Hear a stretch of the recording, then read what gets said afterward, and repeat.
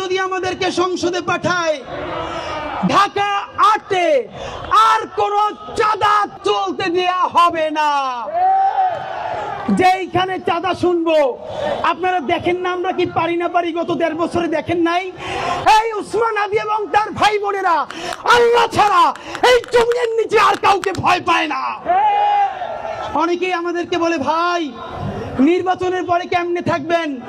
আপনাদেরকে একটা কথা বলি, যাদেরকে আপনারা বড় মাস্তান মনে করেন, এই মাস্তানেরা যদি মাস্তানি হইতো, এই মাস্তানেরা মাস্তানি কইরা হাসিনারে পতন করতে পারতো।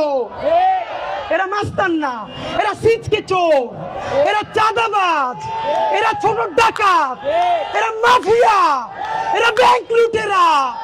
বড় অর্থে সার্বভৌমত্ব টিকিয়ে রাখার মাস্তানি করার কোন সাহস এবং শক্তি তাদের নাই। অনেকে আমাদেরকে বলে, অমুক নেতা ১৫ বছর লড়াই করছে, আর হাদিরা তখন কই ছিল? লড়াই যদি করলেন, আপনাদের এত ব্যাংকের ব্যবসা টিকে থাকলো কেমনে? যারা লড়াই করছে, সাতক্ষীরায় আমার ভাই বোনদের বাড়ি লড়াই করার কারণে বুলডোজার দিয়ে ঘুরাই দেওয়া হয়েছে। এই ঢাকায় যারা স্বাধীনতার পক্ষে দাঁড়াইছে, হেফাজতের রাত্রে মানুষের পক্ষে দাঁড়াইছে, তাদের ব্যবসা বাণিজ্য লুট করা হয়েছে। তাহলে এত বড় বিপ্লবী এখন হইলেন, এতগুলো ব্যাংক, এত বীমা, ঢাকায় এত হোটেল, এত ব্যবসা বাণিজ্য কেমনে চালাইলেন ভাইয়েরা?